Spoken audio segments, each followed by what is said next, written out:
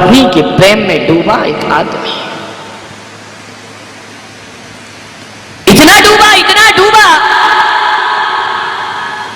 कि उसके रूप सौंदर्य पर मोहित हो गया। अब उसे कुछ ना दिखता,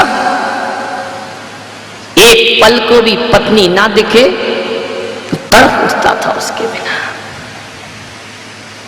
कौन महिला कह रही काश ऐसे हमारे होते हैं। जय हो पंचम।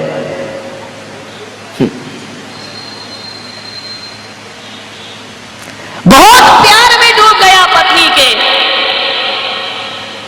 एक दिन पत्नी पीहर चली गई, बहुत रोया कि तू मुझे छोड़ के मत जा।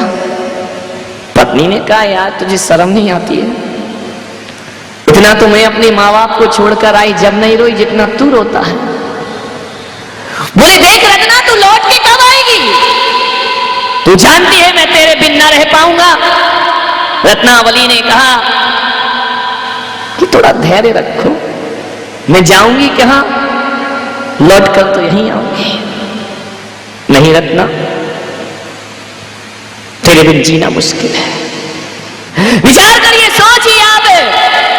बोले कि रत्नावली मैं तेरे बिन नहीं जी सकता हूं। रत्ना ने कहा धैर्य रखो, दुनिया क्या कहेगी? मैं जानती हूं कि तुम मुझे प्राणों से ज्यादा प्यारे हो, लेकिन थोड़ी समाज की व्यवस्थाएं भी देखना पड़ती हैं। मुझे पीहर जाना होगा। चली गई पीहर। बरसात के दिन, अमावस की काली रात, 12 बजे रात तक सो ना पाया। 12 बजे रात को भागा ससुराल की तरफ। एक बार तो मैं रत्ना को देखे बिना सो नहीं सकता हूं, जी नहीं सकता हूं, मुझे जाना होगा। मूसलाधार बारिश, वो कोई दिल्ली तो थी नहीं कि पूरा चौमासा बीत जाए और पानी को तरस जाए। वहां तो मूसलाधार झमाझम बारिश हो रही थी। अमावस की काली रात, बिजली चमक रही है। दौड़ा भागा, भागते गया। क्या देखता है कि नदी उफान पर है। सावन भादों की बरसात और नदियों का उफान, तटों को तोड़ करके बह रही है नदी। देखा कि मुझे जाना तो जरूर है, लेकिन जाऊं कैसे? रात को 12 बजे कौन मुझे उस पार करेगा? नदी पूरे जोश में है, नदी पूरे उफान में है। आओ देखा ना ताओ। ध्यान रखना, जब भीतर प्यास जगती है, लगन लगती है, तो फिर कुछ भी दिखाई नहीं दिया करता है। अरे भूख न देखे जूठा भात, प्यास न देखे धोबी घाट, और नींद न देखे टूटी खाट। ध्यान रखिए, प्रेम जग गया रत्ना के प्रति। क्या देखता है? वो दूर नदी के किनारे कुछ नाव है। बैठा, नदी पार करके उस पार पहुंच गया। जैसे ही उस पार पहुंचा, 12-1 बज रहे हैं, सन्नाटा है पूरे गांव में। कोई बहुत बड़ा शहर ना था वो। गांव में कीचड़ों में, कीचड़ को फानते कूदते पहुंचा ससुराल में। क्या देखता है कि खिड़की खुली रखी है। मनी मन सोचता है कि रत्नावली तू भी मेरे बिना नहीं रह सकती है, तू भी तो मेरा इंतजार कर रही है ना, इसलिए तो खिड़की खोल करके सो रही है। दरवाजे से जाऊं तो सास ससुर क्या कहेंगे कि 1 बजे रात को तू चला आया? कैसे जाऊं ऊपर? एक टिमटिमाता सा दिया मध्यम सा जल रहा है। खिड़की ऊंची है, चढ़ूं तो कैसे चढ़ूं? एक रस्सा लटक रहा है, रस्सा पकड़ करके चढ़ गया ऊपर। खिड़की से अंदर कूदा। रत्नावली देख मैं आ गया हूं। रत्नावली ने कहा कौन? मैं स्वप्न देख रही हूं या हकीकत है? बोले देख मैं आ गया, मैंने कहा था ना कि मैं तेरे बिन ना रह पाऊंगा। रत्नावली ने देखा, पैरों तले जमीन खिसक गई। अमावस की काली रात, झमाझम बरसात, नदियों में उफान। रत्ना ने कहा तू इतने बजे कैसे आ गया? अरे आना था पागल, तो दिन में आ जाता। ये चोरों की तरह क्यों आया है? तू आया कैसे? दरवाजे तो सारे बंद हैं, तू कमरे के अंदर कैसे आ गया? रत्नावली मैं तेरे लिए सब कुछ कर सकता हूँ, और तू मुझसे पूछ रही है कि मैं कैसे आया हूँ? अरे तूने ही तो खिड़की में रस्सा लटका रखा है ना, तुझे भी मालूम था कि मैं तेरे से मिलने जरूर आऊंगा। देख तूने रस्सा लटकाया है, मैं रस्से को पकड़ करके ऊपर आ गया। रत्ना ने कहा मैंने रस्सा लटकाया? मुझे क्या मालूम कि तू यहां चला आएगा। झांक करके खिड़की में से देखा रत्नावली ने, अरे रस्सा नहीं, वो अजगर सांप लटका हुआ था जिसे रस्सा समझ करके ऊपर चढ़। रत्नावली ने कहा इतना प्यार करता है मुझसे कि सांप को रस्सी बना लिया। और उफनती नदी में कोई नाव ना थी, कोई मुर्दा तैर रहा था, मुर्दा अर्थी सहत तैर रहा था। मुर्दे को नाव बना करके पहुंच गए तुलसीदास अपनी पत्नी के पास। रत्नावली ने देखा इतना प्यार, इतनी चाहत, खरे मूर्ख नादान, शर्म आना चाहिए तुझे। ध्यान रखना, बड़ी विचित्र स्त्री रही होगी रत्नावली। आज की स्त्री होती तो कहती इतना प्यार करता है, यही तो चाहते हैं कि पति मेरी मुट्ठी में रहे और मेरे इशारों पर नाचता रहे। कोई मरण धर्मा स्त्री होती तो कहती कौन से जन्म का पुण्य था जो मुझे ऐसा पति प्राप्त हुआ है। वो कोई साधारण स्त्री ना रही। उसने देखा और कहा कि मूर्ख रत्नावली, मैं मूर्ख? देख इतना प्यार तो दुनिया में कोई किसी को ना करता होगा। रत्नावली ने कहा यही देख करके तो हैरान हूं, ऐसा प्यार में डूबा है कि सांप को रस्सी बना लेता है और मुर्दे को नाव बना लेता है और तैर करके आ जाता है। खरे अनपढ़ गंवारिये, जितना प्यार मुझसे करता है इतना राम से कर लेता तो तेरा उद्धार हो जाता, तेरा कल्याण हो जा। मेरे पीछे लगा है हाड़ मांस का पोटला, इतना प्यार श्री राम से कर, तेरे जीवन का उद्धार हो जाएगा। इतनी चोट लगी कि जिसके लिए मैं सब कुछ करके आया, जिसके लिए मैंने तूफान और आंधियां पार की, वो पत्नी कहती है मूर्ख, जितना प्यार इस मरण धर्मा से करता है उतना प्यार अपने ईश्वर से करके देख। जा, यदि थोड़ी भी शर्म और लज्जा तेरे अंदर मौजूद है तो जा करके उस परमात्मा से इतना प्यार कर ले। विचार करिए, साधारण से स्त्री से प्रेम, जा अपने प्रभु से प्रेम कर। एक चोट लगी भीतर, ध्यान रखना, जब दीवानगी होती है, जब प्रेम होता है, लाख दुनिया समझाए समझ में नहीं आता है, गुरु समझाए तो भी समझ में नहीं आता है, इसको भी नहीं आ रहा, ना आएगा जिंदगी में समझ में। विचार करिए, सोचिए आप, समझ में ऐसे नहीं आता है। मालूम है समझ कब आता है? कि जिसके पीछे पड़े हो, जिसके प्यार में डूबे हो, जब वहीं से लात पड़ती है तब समझ में आता है कि जिंदगी में हकीकत क्या हुआ करती है। रत्नावली परेशान हो गई, कितना प्रेम, जा ईश्वर से कर। चोट लग गई, ऐसा बोलती है रत्नावली कि मरण धर्मा स्त्री से प्रेम करने वाला ईश्वर से प्रेम करे। क्या होते हैं ये नाम? रत्ना ने कहा कि जा, इतनी सी भी शर्म, हया और इज्जत मौजूद है, लज्जा मौजूद है तेरे भीतर, तो निकल जा इसी रात मेरे घर से बाहर। ध्यान रखना, एक शब्द चोट कर गए, चले गए जंगल में। और रत्ना नहीं, हालांकि रत्ना भी रा से शुरू होता है और राम भी रा से शुरू हुआ करता है, लेकिन दोनों के नाम में बड़ा अंतर होता है। रत्ना रत्ना जपता है तो संसार में भटकता है, राम राम जपता है तो बेड़ा पार हो जाया करता है। राम राम जपने बैठ गया, सकल कामनाओं को देता चुनौती, चला वियोगी। पत्नी के वियोग में डूबा, सकल कामनाओं को देता चुनौती, चला वियोगी। काम कामना और कामनी से निंदित होकर उपयोगी। बुझ जाती हृदय की प्यास, अगर गले लग जाती रत्ना, तो कैसे होते तुलसी हुलसी सुत तुलसीदास, अगर मिट जाती प्रेम पिपास। ध्यान रखिए, विचार करिए आप, राम राम जपा। जो तुलसी नहीं जानते राम को, एक दिन तुलसी ऐसे हुए कि तुलसीदास से पूछा कि राम मिले या ना मिले, आप क्या बने अपने जीवन में? तो तुलसीदास ने कहा कि तुलसी तुलसी सब कहें और तुलसी बन की घास। तुलसी तो एक पौधे का नाम है। अरे तुलसी तुलसी सब कहें और तुलसी बन की घास, और हो गई कृपा राम की तो बन गए तुलसी दास। ध्यान रखिए, सफलता है। एक पत्नी पत्नी के वचन ने जीवन को मोड़ के रख दिया। अरे जीवन को बदलने के लिए पेड़ से टूटा हुआ पीला पत्ता वो भी तुम्हारे लिए ब्रह्म वाक्य बन सकता है। और कभी कभी पीला पत्ता और मुर्दे और गुरु तो छोड़ो, कभी ऋषभ देव के लिए अप्सरा नीलांजना की मृत्यु ब्रह्म वाक्य बन करके खड़ी हो जाया करती है। कौन सा वाक्य तुम्हारे जीवन को बदल दे, कुछ कह नहीं सकते। सफलता की श्रेणियों पर चढ़ना है, सीढ़ियों पर।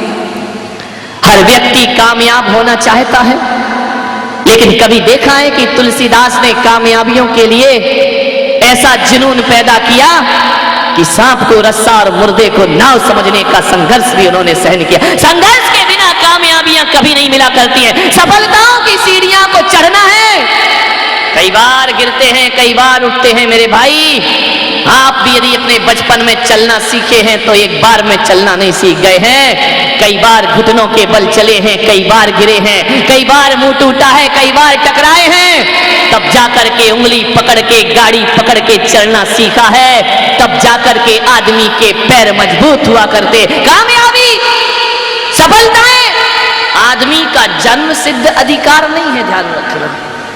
मैं नहीं मानता हूं कि सफलता आदमी का जन्म सिद्ध अधिकार है। और ये जन्म सिद्ध अधिकार नहीं, ये तो कर्म सिद्ध अधिकार हुआ करता है। जो कर्म करता है, जो पुरुषार्थ करता है, उसे ही जीवन में सफलता मिलती है। अरे ध्यान रखना, आदमी सफल या असफल किस्मत से या बदकिस्मत से नहीं होता है। आदमी सफल और असफल जब भी होता है तो आदमी अपनी तैयारियों से होता है, अपनी लगन और अपने उत्साह से जीवन की ऊंचाइयों को प्राप्त किया करता। ध्यान रखना है, लकीरों में मत तलाशो किस्मत को। करो सकल पदार्थ या जग माही, कर्महीन नर पावत नाही। कुछ तो करना होगा। धर्म योगी नहीं, अब कर्म योगियों की जरूरत है इस दुनिया में। हम श्रवण संस्कृति के लोग हैं और श्रवण का अर्थ होता है जो श्रम से लक्ष्य को प्राप्त करता है वो श्रवण कहलाया करता है। हम भाग्य से प्राप्त नहीं करते हैं, जो कुछ मिलता है परिश्रम से प्राप्त हुआ करता है। श्रम करो, परिश्रम करो, सफलताएं जरूर मिलेगी। एक बात हमेशा याद रखना, तन का बलिष्ठ और मन का कमजोर आदमी जीवन में कुछ नहीं पा सकता है। तन से पहलवान और मन कमजोर हो, कुछ नहीं प्राप्त कर सकता, कोई सफलता नहीं मिलेगी। और मैं तो कहता हूं कि तन से कमजोर आदमी, जिसके तन की एक एक हड्डियां भी गिन ली जाएं, लेकिन मन का बलिष्ठ होता है तो जीवन के लक्ष्य को वह आदमी प्राप्त कर लिया करता है। तन नहीं देखा जाता है, यहाँ तो विल पावर देखा जाता है, आत्मविश्वास देखा जाता है। कौन कहता है कि एवरेस्ट की चोटियां कोई हिलेरी अपने पैरों से चढ़ता है? अरे पैरों से नहीं चढ़ता, ये अपने हौसलों से एवरेस्ट की चोटियां चढ़ा करते हैं। कल्पना चावला यदि अंतरिक्ष में जाती है तो अपने हौसलों के दम पे जाती है। मान्य ध्यान रख। और एक बात याद रखना, परीक्षा झूठ की कभी नहीं होती। किसकी होती है? लाख सोना बन जाओ, 100 टन से सोना बन जाओ, लेकिन एक बात याद रखना, खरीदने वाला परखता जरूर है। कितना भी सोना शुद्ध हो, हर खरीदने वाला एक बार उसे परखता है। विचार करिए, पीतल कोई परखता है क्या? बोलिए, काय की परीक्षा होती है? 100% सोना भी होगा ना तो उसे कसौटी पर जरूर रखा जाएगा। सत्य कितना भी पवित्र क्यों ना हो, एक बार उसकी परीक्षा जरूर हुआ करती है। बिना परीक्षा के सत्य स्थापित नहीं हो सकता है। आपसे मेरा निवेदन है, विचार करिए, आप सोने की अग्नि परीक्षा होती है या कागज की होती है? बोलिए। सोना परखा जाता है, हीरा परखा जाता है, चांदी परखी जाती है, लोहे को कौन परखेगा? कोई नहीं परखता। और सत्य की अवधारणा में यदि दुख मिल रहे हैं वह बस कसौटी हुआ करती है। अरे परखने वाला कहता है सोने को परख कर देखूंगा, और सोना कहता है एक बार नहीं 1000 बार परख लो, सोना सोना ही रहा करता है, वो कभी पीतल नहीं बना। 1000 बार परख लीजिए, सत्यवादी कहता है 1000 बार परख लो। हमारे गुरु ने हमें दीक्षा दी, आचार्य पुष्पदंत सागर जी महाराज ने। छोटे छोटे थे, 20 साल 22 साल 15 साल 12 साल, सबको पिच्छी पकड़ा दी। बड़ा विरोध हुआ कि महाराज ये बच्चों को दीक्षा क्यों दे रहे हो। तरुण सागर महाराज को 12 साल की उम्र में दीक्षा दी। विचार करिए, पूरे देश में विरोध हुआ, छोटे छोटे साधु बना दिए। आचार्य महाराज ने कहा कोई दिक्कत नहीं। जब आपकी इसी नसिया में आचार्य विद्यासागर जी महाराज की दीक्षा हो रही थी, पहले जवान थे, आचार्य ज्ञान सागर से कहा कि आप ये क्या कर रहे हैं, 22-23 साल के बच्चे को दीक्षा दे रहे हैं, जरा पक जाने दीजिए। ज्ञान सागर ने कहा शिष्य पका है या नहीं पका, ये गुरु का काम है, समाज का कोई काम नहीं हुआ करता है, कसौटी तो गुरु कसा करते हैं। पहले जवान दीक्षा का विरोध था, बूढ़े लोग ही दीक्षा लेते थे। जब दीक्षाएं दी गई, उन्होंने हमें पढ़ाया लिखाया, योग्य बनाया, और एक दिन उन्होंने हमें आदेश किया गुरु भक्ति के समय कि जाओ तुम अब योग्य हो, धर्म की प्रभावना करो, धर्म का प्रचार करो, अब इस संग से पृथक होकर के विहार करिए। आंखों में अश्रु, गुरुदेव गलती क्या हुई, हमें क्यों संग से हटाया जा रहा है। बोले संग से नहीं हटा रहे, जाओ धर्म की प्रभावना करो, अभी हमें कुछ नहीं आता। गुरुदेव ने कहा कि हम जानते हैं तुम्हें क्या आता है और क्या नहीं आता है, जाओ। कोई भी माली, कोई भी कुम्हार घड़ा अपने लिए नहीं बनाता पुत्रो, वह बनाता है और बाजार में देता है कि ताकि लोग अपनी प्यास बुझा सकें। कोई भी माली फल अपने खाने के लिए नहीं लगाता है, कोई भी नदी अपना पानी खुद नहीं पीती है, कोई भी पेड़ अपने फल खुद नहीं खाता है। मैं पुष्पदंत भी अपने बच्चों के फल नहीं खाता हूं, मैंने लगा दिए हैं, जाओ और पूरी समाज को अमृत बांटना, धर्म का प्रचार करना, तुम्हें अपनी छाती से थोड़ी लगा के रखना है। हम निर्मोही बैरागी लोग, तुम्हें घर से निकाला, योग्य बनाया, छोड़ दिया समाज के बीच में, जाओ और विचरण करो, अपनी मोक्ष मार्ग की साधना करो। फरीदाबाद के लोग मुझे लेने आए, पता चला कि ये संघ से पृथक विहार कर रहे हैं। लोगों ने कहा महाराज उस समय तो मैं बहुत छोटा था, उम्र में छोटा तो अभी भी हूं, उम्र में बहुत छोटा था। फरीदाबाद के लोग ने कहा महाराज हम ले तो जा रहे हैं जी, इतने से महाराज जी क्या करेंगे। महाराज ने कहा ले जाओ, कोई दिक्कत नहीं। बोले महाराज ये समाज को संभाल लेंगे।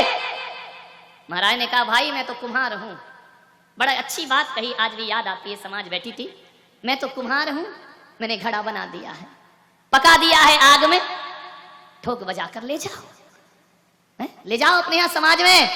और एक बात याद रखना, बजा के देखना, यदि फूटा घड़ा हो तो पुष्पदंत को वापस लौटा देना, और सही घड़ा हो तो अपनी प्यास बुझा लेना। ध्यान रखिए, ऐसे घड़े मैंने बनाए हैं तपा करके कि इनमें जो पानी भरा जाएगा वो शीतल हो जाएगा, और जो पिएगा उसका कंठ तृप्त हो जाएगा। बस गुरुदेव की वही बात याद आती है, उसी बात के दम पर हम सारे देश में विचरण करते हैं। और महाराज समाज को नहीं, इशारों इशारों में हमें कह रहे थे बेटा फूटे घड़े मत बनना, वरना समाज तुम्हें स्वीकार नहीं करेगी। अजमेर वालों देख लिया बजा के, बड़े चर्चे थे, कल ये टपसा बता रहा था, बड़े चर्चे, अरे पैसे वालों के महाराज गरीबों से बोलते ही नहीं है। ऐसा कुछ लगा क्या, कौन पैसा वाला मेरा है, बोलिए बताइए। वीआईपी महाराज अपॉइंटमेंट लेना पड़ता है मिलने का, ऐसा कुछ लगा क्या। 2 पुलिस खड़ी रहती है गेट पर, धत तेरे की, यही सब करना था तो किसी चुनाव में लड़के मंत्री संतरी बन गए होते। ध्यान रखिए, यहाँ काय को होते साधु संत बन करके, कौन है जिससे हम नहीं बोल पाते। ध्यान रखिए मान्य, बड़े चर्चे थे अजमेर में मेरे आने के पहले, ऐसे महाराज वैसे महाराज, वीआईपी महाराज, ये महाराज, उन्हें तो आगम आता ही नहीं, वो तो सास बहू के प्रवचन करते हैं। खैर कोई बात नहीं, जब यहाँ की कमेटी लेने पहुंची थी मैंने कहा था ध्यान रखना, उलक सागर जहां जाता है अफवाहें उससे पहले पहुंच जाया करती हैं। लेकिन मैं अफवाहों का जवाब शब्दों से नहीं देता, मैं अपने जीवन और जीवन की चर्या से अफवाहों का जवाब दिया करता हूं। पूरी दुनिया में चर्चे हैं पुष्पदंत के चेले, ये जहां जाते हैं वहां हंगामा हो जाया करता है, ध्यान रखना, सोचना है। तपाया है गुरुदेव ने, हमारे ऊपर कोई अनुशासन नहीं है, हमारे गुरुजी हमको अनुशासन में नहीं रखते, कोई डांट नहीं, कोई प्रायश्चित नहीं। मुझे याद है जब मैं आचार्य विद्यासागर जी के संग से किसी दुर्भाग्यवश छूट गया और आचार्य पुष्पदंत सागर जी के संग में जब पहुंचा, 9 महीने आचार्य महाराज के पास रहकर, जब वहां मुझे लगा कि महाराज ने मुझे कहा कहीं और दीक्षा ले लीजिए, मैं आचार्य पुष्पदंत सागर जी के संग में आया और संगों में भी गया। सब बूढ़े बूढ़े सन्यासी, मैंने कहा ये तो चलेगा नहीं भाई, एक ट्रैक्टर का पहिया, एक साइकिल का, गाड़ी कैसे चलेगी? शांतिलाल जी कैसे बूढ़े और जवान का साथ? लेकिन हमारे बाबा जी ऐसे नहीं है, तन के बूढ़े हैं, दिल तो अभी जवान है उनका, इसलिए चल रहा है दोनों पहिए, ध्यान रखना। मैं आया उनके संग में, भिंड में पहली बार प्रवेश किया, महाराज के कमरे में गया, महाराज ने पूछा कहां से आए हो? मैंने कहा आचार्य विद्यासागर जी का ब्रह्मचारी हूं। यहां क्यों आए हो? उतना बड़ा संग छोड़ के यहां? मैंने कहा तकदीर लाई है, मैं नहीं आया हूं, किस्मत ले आई, मैं क्या करूं? उन्होंने कहा ऐसा कैसे? मैंने कहा आप भी वहीं से आए हो, बताओ। अब खरबूजा खरबूजी से पूछ रहा, ये लक चिल्लक तो वहीं बने थे आचार्य विद्यासागर जी से। मैंने कहा जहां से तुम आए वहीं से हम आए, और कहां से आए? उन्होंने कहा कहो क्या कहना चाहते? मैंने कहा मुझे संग में रहना है, दीक्षा लेना है। वहां क्यों नहीं ली दीक्षा? मैंने कहा किस्मत में नहीं था, घर से निकाल दिया, ये उनका उपकार जिंदगी की अंतिम सांस तक मैं नहीं भूल सकता हूं, ध्यान रखिए। उन्होंने मुझे संसार से निकालकर मोक्ष मार्ग पर लगाया। ऐसे आचार्य विद्यासागर जी महाराज, जिनके इसके रोम रोम पर उनका ऋण है इस जिंदगी में, ध्यान रखिए। और जब मैं आया महाराज से मैंने कहा महाराज, आचार्य पुष्पदंत सागर जी ने कहा ध्यान रखना, वो संग और ये संग बिल्कुल डिफरेंट है, बिल्कुल विपरीत, कहीं से मेल नहीं खाएगा। सोच लो, यहां रह लोगे और तुम बुंदेलखंडी, 100 डंडी, एक बुंदेलखंडी। बोले तुम तो कमियों पर ही ध्यान देते हो। मैंने कहा जरूर। मैंने कहा महाराज, उन्होंने कहा 8 दिन मेरे साथ रहो, पसंद आए? सबसे ज्यादा आचार्य पुष्पदंत सागर जी का एक खुला दिल जो है ना, उसने मुझे उनका कायल कर दिया, ध्यान रखें, उदार वृत्ति, दीवाना बना दिया। उन्होंने कहा 8 दिन रहो, मन करे तो रहना, नहीं करे तो चले जाना।